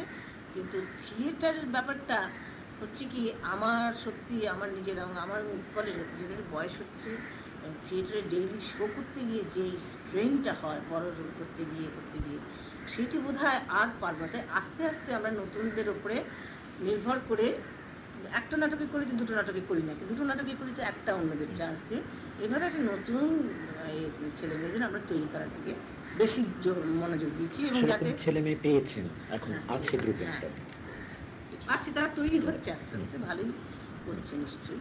এই তো মাইকেল তো তোমরাও দেখেছো, ভালোই করেছে নতুন নতুন ছেলে মেয়েরা, আসছে ভালো ভালো ছেলে। আমাদের তো কোনোদিন মেয়ের এত শুনে এত গ্রুপের এত মেয়ের অভাব হয়, আমাদের তো কোনো। আর যেটা ওই লাস্ট একটা প্রশ্ন জিজ্ঞেস করে সেটা হচ্ছে যে পুরোনো থিয়েটার, যেটা আমি আপনাকে শুরুতে একবার বললাম যে পুরোনো থিয়েটারের আমরা খানিকটা পুরোনো থিয়েটার এবং পুরোনো নাটক, যেটাকে একটা সময় আমরা প্রায় বরবাদ করে দিতাম, এখন কিন্তু আমরা আবার তার একটু পুনর্মূল্যায়ন, তার থেকেও কিছু আমাদের পাওয়ার আছে, নেওয়ার আছে ইত্যাদি। সেটা অভিনয়ের দিক থেকে, নাটকের দিক থেকে, অভিজ্ঞতার দিক থেকেও কিছু কিছু। সেইটা নিয়ে যদি বলেন আপনার কি ফিলিং? একটা হচ্ছে পুরনো অভিনেত্রীদের বিশেষ করে যে কাজ আপনি দেখেছেন, আপনি প্রভাদেবীর সঙ্গে আপনার ব্যক্তিগত সম্পর্ক নিয়ে আসা, সিনেমাতে যখন আপনি কাজ করতে গেছেন প্রভাদেবী আপনাকে অন্যভাবে ব্যক্তিগতভাবে যে সাহচর্য বন্ধুত্ব যেটা দিয়েছেন সেটা বলেছেন। এবার যদি অভিনয়ের দিক থেকে প্রভাদেবী এবং অন্য কারুর সম্পর্কে যদি বলার থাকে যাদের কাজ আপনি দেখেছেন একটা দিকে, আরেকটা হচ্ছে এই নাটকগুলো অ্যাজ এ হোল, যেমন আবার আপনি পাণ্ডবের অজ্ঞাতবাসের মধ্যে দিয়ে যাওয়া, এইটা যদি বলেন যে এটার কোন একটা রেলেভেন্স আপনাদের কাছে আসছে অভিনেত্রীদের মধ্যে। ধরুন আমি তখনকার দিনে অনেকের সঙ্গে কাজ করেছি, ফিল্মে করেছি, নাটকও দেখতাম তাদের। ধরুন তাদের নাটক আমাদের থেকে অনেকখানি ভিন্ন ধরনের, এটা বুঝতে পারতাম। কিন্তু তাদের যে ভালো জিনিসটুকুনো ছিল যেটা, সেইটুকুনো আমি চেষ্টা করতাম শিখতে তাদের কাছ থেকে। মনে হতো সবসময় তাদের কাছে শেখার অনেক কিছু আছে। যেমন ধরুন ছবি বিশ্বাসের যে টাইমিং জ্ঞানটা অসাধারণ, এটা একেবারে শিখবার মতন। থিয়েটারে যেমন উৎপলবাবু আমাদের টাইমিংয়ের ভীষণ ট্রেনিং দিতেন, ছবিতে ছবি বিশ্বাসের সে ট্রেনিংটা আমি খুব লক্ষ্য করতাম, চেষ্টা করতাম, পেরেছি কিনা জানি না, কিছুই হয়তো পারিনি। এবং আরেকটা জিনিস, উত্তম কুমার, তার সঙ্গে গোড়া থেকে সেও যখন প্রথম শুরু করলো, ধরতে গেলে প্রায় সেই সময় আমারও ছবির জগৎ শুরু। এবং তখন ওই এতে আমরা একসঙ্গেই অনেক ছবিতে কাজ করেছি। তো সেই হিসেবে উত্তমকে যেটা দেখতাম, একেবারেই অভিনয় জানতো না যে ছেলে, শুধু নিষ্ঠা এবং নিজের সততা, নিজের চেষ্টার জোরে এই কীভাবে নিজেকে তৈরি করে ফেললো, এটা খুব লক্ষ্য করার বিশেষ আনন্দের কথা। কারণ সে আমার থেকে বয়সের ছোট, লক্ষ্য করতাম যে কতখানি সে ইমপ্রুভ করলো আস্তে আস্তে। এবং নতুন যারা আসতো, প্রতিভা যাদের আছে, যেমন সাবিত্রী চট্টোপাধ্যায়, সে তার থিয়েটার, তার ফিল্ম দুটোই আমার অসাধারণ আমার লাগতো। সুচিত্রার গ্ল্যামার, এবং তারপরে সে অভিনয় অনেকখানি শিখলো। হ্যাঁ, এই সবগুলো নিজের চোখের সামনে এই দুনিয়াটাকে দেখেছি। এবং যারা চলে যাচ্ছে আগের দিনের অভিনেতা, চন্দ্রাদি, তারপরে তোমার ভারতী দেবী, এই সবই দেখেছি চোখের সামনে, তাদেরও দেখেছি, অভিনয় দেখেছি। তো অভিজ্ঞতা কম হলো না, অভিজ্ঞতা অনেক কিছুই হলো। এবং থিয়েটারের ব্যাপারেও এদের যেটুকুনো ভালো আমি চেষ্টা করেছি, কিন্তু একটা বুঝেছি, এদের অভিনয় আমাদের অভিনয়ের ধারা একেবারেই অন্যরকম। তাই তাদের থেকে কতটুকু চিনতে পেরেছি বলতে পারি না, তবে তাদের ভালোটুকুনো আমি অ্যাপ্রিসিয়েট করতে পারি, এইটুকুনো বলছি। আমার তাদের প্রতি কোনো রকম উন্নাসিকতা কোনোদিন ছিল না, এবং তারা মানুষ হিসেবে আমাদের চেয়ে অনেক ভালো মনে করি। সেটা কেন বলছেন? বলেছি এই জন্য, তাদের আপন করে নেওয়ার ক্ষমতা যে কি অসম্ভব আপনারা জানেন না। এই মলিনা দেবী বলুন, সরজু দেবী বলুন, যখনই দেখা হয় তাদের কথা বলার ধরন, তাদের মানুষের সঙ্গে ব্যবহার, সে আপনি কল্পনা করতে পারেন। তো 5-10 মিনিটের মধ্যে মনে হবে আপনি তার মেয়ে। সেটা অ্যাকচুয়ালি আমার মনে মানুষ হয় হিসেবে বলে যে সেই যুগেরই হ্যাঁ। আপনি আপনার তাই তো মা বলছি। মাসিদের কথা যদি ভাবেন মানুষ হিসেবে তাহলে বলছি। সেটাও দেখবেন মানুষ যে- হিসেবে বলছি, কিন্তু আমরা তো পারি না। আমরা তো সেরকম ভাবে আপন করে কাউকে নিতে পারছি না। একেবারে 10 মিনিটের মধ্যে তাকে আপন মেয়ের মতন সে মনে করবে আমাকে। খাবার রোজ নিয়ে আসছেন বাড়ি থেকে, যে যা পারছে। তখনকার দিনে আমরাও তার সঙ্গে মিলে গেলাম, আমরা সেই শিক্ষাটা তার কাছ থেকে পেয়েছি। এই যে বলছেন যে আপনি যে খাবার কথাটা একটু আগে আমায় বললেন, আমার মনে হয় এই শিক্ষাটা আমি তাদের কাছ থেকেই পেয়েছি। যে যে ভালোবাসাটা আমি তাকে কিভাবে ভালোবাসা জানাতে পারবো, কিভাবে আপন করতে পারবো, তার যে এগুলো আমরা ওদের কাছ থেকে শিক্ষা পেয়েছি। বুঝতে পেরেছেন? এগুলো শেখবার না তাদের কাছ থেকে, না নিশ্চয়ই। অভিনয়ের থেকেও ব্যবহারে অনেক। এবং তাদের যে তখনকার লোকরা, বাইরের লোকরা, তারা বড় অভিনেত্রী হিসেবে খাতির করছে, কিন্তু তাদের সামাজিক মানুষ হিসেবে কতখানি তাদের প্রতি অবজ্ঞা এবং উপেক্ষা করা হতো, সেটা আমার তো একেবারেই সেটা বরদাস্ত হতো না। আমি তাদের সঙ্গে সবচেয়ে বেশি মিশতাম। সেটা- তারা প্রভাদেবী ধরুন, আমাকে যত, আমি তার মেয়ের চেয়েও ছোট, যতখানি আপন করে, যত কথা আপন কথা কাঁদতেন বলতেন, সেটা কি করে বলতে পেরেছেন? তাদের অত দুঃখ যে আছে, আমি আরো বেশি করে, আমি একসময় চেষ্টা করেছিলাম তাদের জীবনী লিখতে। অনেকের করেছি, অনেককে গভর্নমেন্ট থেকে সাহায্য পাইয়ে দেওয়া, তাদের জীবনে আবার এ করার জন্য আমি একটা সময় প্রচন্ড চেষ্টা করেছি। আচ্ছা, অনেক কিছু, এই যে গভর্নমেন্ট থেকে যে একটা স্কলারশিপ দেওয়া হয়, মানে পুরনো আর্টিস্টদের সাহায্য করা, এটা আমাদের গভর্নমেন্ট জানতোই না, করতো না, জানলেও করতো না।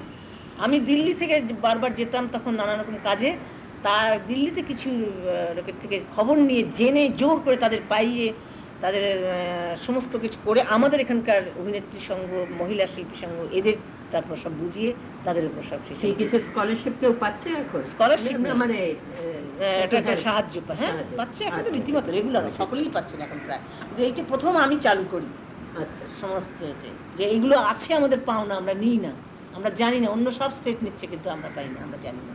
এটা স্টেট গভর্নমেন্টের প্রভিশন না সেন্ট্রাল গভর্নমেন্ট? সেন্টার থেকে অনেকগুলো আছে। আচ্ছা, সেন্টার তারপরে অনেকগুলো এখন আছে, আমাদের অনেকগুলো এখানে স্টেট গভর্নমেন্ট এখন বামফ্রন্ট অনেক স্টেট গভর্নমেন্ট করেছে, কিন্তু কংগ্রেস আমলেও সেন্ট্রাল থেকে অনেক দেওয়া হতো। এবং এই এক একটা মাসিক ভিত্তিতে এককালীন টাকা চিকিৎসার জন্য, এরকম অনেক কিছু আছে। আচ্ছা ছিল। শোভাদি, থিয়েটারে উৎপল বাবুর সঙ্গে আপনি সবচেয়ে বেশি দিন কাজ করেছেন, মানে অ্যাজ ডিরেক্টর বলছি। একটা স্টেজ বিজনদার সঙ্গে কাজ করা, মানে নবান্ন, কলঙ্ক, ওই ফেজটা। তারপরে বিজনদার সঙ্গে আবার অভিনেতা হিসেবে আপনি তিতাসে কাজ করছেন, তিতাসে আপনার এই বিজনদাকে নিয়ে এসেছেন ইত্যাদি। তেতাসতে বিজনবাবু তো মেইন রোল করলেন না, স্টেজে যেটা হলো। বিজনবাবুকে আমরা নিয়ে আসি বহুদিন পরে আবার নিয়ে আচ্ছা, আমার তেতাসে যেটা মানে আপনার রোলটা আমার সবচেয়ে ক্লিয়ারলি মনে আছে, আর কিছু মনে নেই। বিজনদের সঙ্গে কাজ করার খানিকটা অ্যাসেসমেন্ট বলুন বা যাই বলুন, যেগুলো ওর স্ট্রং পয়েন্ট ছিল, যেগুলো দেখেছেন বা লিমিটেশনও যদি দেখে থাকেন। বিজনবাবু বেশ কয়েকটাতে কাজ প্রথম করেছেন। ডিফেক্ট হচ্ছে তিনি ভীষণ ইনডিসিপ্লিন, যার জন্য অত বড় একটা প্রতিভা ঠিকভাবে সম্পূর্ণভাবে তার বিকশিত হয়নি বলে মনে করি। কিন্তু তার সবচেয়ে বড় গুণ হচ্ছে কতগুলি চরিত্র উনি যে অসাধারণ সৃষ্টি করতে পারতেন এবং শেখাতে পারতেন, বিশেষ করে আঞ্চলিক ভাষা, ডায়ালেক্ট এবং সেই চরিত্রগুলো, সেগুলো, সেই পুরো ট্রেনিংটাই আমার ওর কাছে। এবং আমি মানে আপনি যখন নবান্ন করছেন তখন তো ওই মানে যে অঞ্চলের রোল আপনি করছেন, আপনি তো সেই অঞ্চলের লোক নন। না, অঞ্চলের লোক না, কিন্তু কাছাকাছি অঞ্চলের লোক। যাই হোক, সেগুলো ওইটা authentic করার পেছনে অনেকটাই। নিশ্চয়ই। এবং তাদের চলাফেরা, তাদের ভাবভঙ্গি, এবং যেরকম সিনসিয়ারলি শেখাতেন, নিজে একটা অসুস্থ মানুষ তো চিরদিনই তো ওনার তো টিবি রুগী, কিভাবে যে শেখাতেন ঘন্টার পর ঘন্টা চিৎকার করে করে, এবং নিজেও যেটা অভিনয় করতেন সেই সিনসিয়ারিটি নিয়ে। কিন্তু আমার মনে হয় তিনি নিজে বেশি ওভার স্ট্রেন করে ফেলতেন, অতটা করার কোনো প্রয়োজন দরকার হতো না। ওই এফেক্ট অনেক সহজে করা যায় একটু যদি সায়েন্টিফিক্যালি উনি করতেন, তা উনি করেননি। যাই হোক, সেই সিনসিয়ারিটির জন্য তখনকার দিনে সেইরকমভাবেই ওরা ভাবতেন জিনিসটাকে।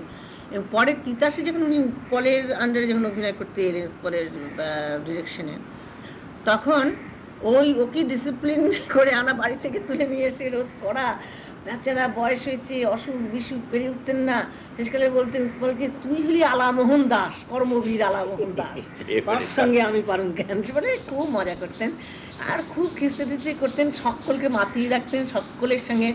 এবং নীলিমা দাসকে উনি তখন ওই বাঙাল কথা শেখাবার জন্য, আমরা নীলিমা আমার কাছে খানিকটা নিল, আমি বিজনবাবু বলছেন আরও ভালো তুমি সেখানে, নীলিমা বাঙাল ভাষা একদম বলতে পারে না, অথচ ওখানে তো প্রত্যেকটি বাঙাল ভাষার কথা শেখাতেন, সকলের সঙ্গে, ছোট বড় প্রত্যেকের সঙ্গে হই হই করে থাকা, মানুষ হিসেবে একটা দেবতা। মনে হয়েছে। আর এবং আমাকে এত ভালোবাসতেন সে নবান্ন থেকে জন্য যার জন্য হোক, আমার ওর প্রতি একটা বড় ভাইয়ের চেয়েও বেশি কিছু হলে আমার মনে হয়েছে উনি আমার সবসময়ই আমার কাছে এমনভাবে কথা বলতেন, এমনভাবে ব্যবহার করতেন, সে আমার ওকে অ্যাসেস করা মানে ঠিক এইভাবে খুব কঠিন। আমি সবসময় একটু বেশিভাবে বলবো, কারণ উনি আমার কাছে একটা অন্য মানুষ, প্রথম আমার পরিচালক, এবং সব কিছু নিয়েই আমার ওর সঙ্গে একটা অন্য সম্পর্ক। আমি ঋত্বিকের সঙ্গে সম্বন্ধে আমি কিছু বলবো। হ্যাঁ বলুন, নিশ্চয়ই বলুন। সে তো জিজ্ঞেস করছে না। এবার আপনি যা বলতে চান বলুন। ঋত্বিক ঘটক সম্বন্ধে, ঋত্বিক প্রথমে নাটকে এলো, এসে আমাদের আইপিটিতে গণনাট্য জয়েন করলো, এবং আমাদের তখনকার নাটকগুলো সবই করতে শুরু করলো। একটা পাগল ছেলে, পাগলামি তার চরিত্রের বৈশিষ্ট্য, কিন্তু সে পাগলামিটাও ভালো লাগতো আমার, তখন ছোট ভাই হিসেবে তাকে আমি গ্রহণ করেছিলাম। খুব আমার সঙ্গে অন্তরঙ্গতাটা এত বেশি পর্যায়ে পড়ে গেছিলো যে আমাদের লেখা পড়া চলা বসা, সকালবেলা চলে আসতো, রাত্রিবেলা যেত, থিয়েটারে রিহার্সাল দেওয়া, সব কিছুই একেবারে আমাদের চিন্তা ভাবনা সব একসঙ্গে। তখন যত ফেস্টিভ্যাল হয়েছে, যা কিছু হয়েছে, সব একসঙ্গে আমরা কাজ করেছি। এবং তখন থেকে বুঝতে পেরেছি এই ছেলেটা আসলে ফিল্মের ছেলে। থিয়েটার করলেও, থিয়েটার না শিখলে ফিল্মও করা যায় না, এটা বিশ্বাস করি, আসলে ফিল্ম পাবো। তাই জন্য আমরা সবসময় কথাবার্তাটা ফুটে উঠতো, সে ছবি করবে অযান্ত্রিক নিয়ে, তখন থেকেই তার দৃশ্য পর্যন্ত ভাবনা হিসেবে বলতো। বই, নানান রকম বই এনে পড়তাম দুজনে। আমিও তখন ফিল্ম করছি, এবং এই আমাদের ছিন্নমূল ছবিতে ও প্রথম এসে করলো, জয়েন করলো। তারপরে আমরা ঠিক করলাম একটা ছবি করবো, নাগরিক, যেমন করে সেই অনেক কাণ্ড, অনেক নানান রকম ব্যাপার করে তো শুরু হলো। যা যেখানে যা টাকা ছিল সব দিয়ে তো আমরা করলাম। কিছু ছেলে তার মধ্যে বদও করলো বলা যেতে পারে, ছবিটা করলো। কিন্তু ওই যে পাগলামি তো ছিলই, আর আমি ওর মধ্যে তখন ওই দলের মধ্যে একটু নাম ডাক আছে, ফিল্ম লাইনে আমার একটু প্রতিষ্ঠা আছে। তো আমি বলতাম যে ছবিটাকে এরকম করে একটু করো, একটু এদিক ওদিক করো, তবে তো ডিস্ট্রিবিউটার পাবো। কিচ্ছু শুনতো না, পাগল ছেলে, পাগলের মতনই। তারপরে আমার সঙ্গে কোনো কারণে খানিকটা হয়ে গেল। তারপর থেকে দেখলাম এই মদ্যপান থেকে আরম্ভ করে সবগুলো শুরু হলো। তারপর থেকে দেখেছি আমি খুব ব্যথা পেয়েছি দূর থেকে দেখে। ও কিন্তু এরকম ছিল না, ওকে বদলানো যেত, যে ও সত্যিকারের যদি ওকে কেউ হ্যান্ডেল করতে পারতো, সেই ওর পাগলামিকে রেখে কে পারতো আমি জানি না, হয়তো আমি পারতাম। আমি সরে গেলাম বলেই বোধহয় আরো বেশি হলো। এবং ওর সম্বন্ধে এখন যে সমস্ত বই বেরোচ্ছে, যা কিছু এত অসত্য এবং এত বাজে কথা, ওইগুলোকেই প্রায় আইডিয়ালাইজ করে, মানে হ্যাঁ, মদ খাওয়াটাই যেন কত জীবনের রোমান্টিক এতে নিয়ে এসছে ওটাকে। এইগুলো যে করেছে আমি খুব ব্যাখ্যা পাই। কিন্তু সত্যিকারের ওর ফিল্মের প্রতিভা ও নিজে পেয়েও নষ্ট করলো, শুধু ওই একটা দোষী। তো কিন্তু এটা কেউ বলতে পারবে না যে ওর সুযোগ পায়নি। ও যার সুযোগ পেয়েছে কোনো ডিরেক্টররা বাড়িতে গিয়ে পায়ে ধরে ফেলছে, সেরেছে ওকে ছবি করতে, কিন্তু সেটা সুযোগটা করতে পারেনি নিজের ওই একটা দোষী। তো সেই জন্য খুব দুঃখ হয় যে একটা এত বড় প্রতিভা আমারই হয়তো নানা কারণে পারিনি, সেটা অনেক কিছু বাধা ছিল। আচ্ছা, একটা আরো কথা জিজ্ঞেস করি শোভাদি, আপনারা তো এমনি কমিটেড থিয়েটার আমরা বলতে পারি, আপনি কি মনে করেন যে পলিটিক্যাল কমিটমেন্ট থিয়েটারের পক্ষে খুব দরকারি, এটা হওয়া উচিত, এটা না হলে ইউজফুল থিয়েটার করা যায় না? সবাই তো পলিটিক্যাল থিয়েটার করে। আপনি একটা পলিটিক্স, একটা আদর্শ বিশ্বাস করছেন, আমি আরেকটা করছি, কিন্তু আপনি যেটা করছেন সেটাও একটা রাজনীতি। আপনি কোন রাজনীতি করছেন সেটা হচ্ছে কথা। আপনি কার পক্ষ হয়ে রাজনীতি করছেন, আপনি যেটা প্রচার করছেন সব জিনিসই এটা প্রচার হচ্ছে। আপনি যদি একটা সোশ্যাল নাটকে প্রচার করেন যে প্রত্যেক ছেলেদেরই ভালো করে শিক্ষা পাওয়া উচিত, স্কুলে কলেজে কোনো রকম এতে যে রাজনীতির পার্টিতে জয়েন করা উচিত, সেটাও আপনি এটা প্রচার করছেন, কিন্তু এক পক্ষের নেই। আমি আবার করছি আরেকটা, যে ছোটবেলা থেকে রাজনীতি করা উচিত, স্কুল কলেজে জয়েন করা উচিত, তাদের পলিটিক্যাল কনসিয়াস, সেটা আমি আরেকটা প্রচার করছি, কিন্তু আমরা দুজনেই করছি। তাই আমি এটা বিশ্বাস করি না যে রাজনীতি করা উচিত না, আবার উচিত কি। আপনিও ওদিকে রাজনীতি করছেন, আমিও করছি, আমি এক পক্ষে করছি, আপনি আরেক পক্ষে করছি, সকলেই আমরা করছি। খুব ভালো, রাইট, এক্সিলেন্ট, কংগ্রাচুলেশন। আমি তো ভালো উত্তর দিতে পারতাম, অনেকদিন ধরে নিয়ে তর্ক করেছি।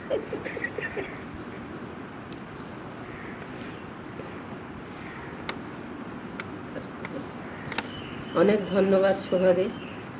আপনার কিন্তু কিছু রোলগুলো আমি রেকর্ড করতে চাইবো, কিছু আপনি বলতে পারবেন? তাহলে খুব ভালো। বেছে আগে ঠিক করতে হবে না, আরেকদিন आज 12 सितंबर सन 1983 हम बांग्ला रंगमंच के सुप्रसिद्ध निर्देशक, अभिनेता एवं नाट्यकार श्री उत्पल दत्त से बातचीत रिकॉर्ड कर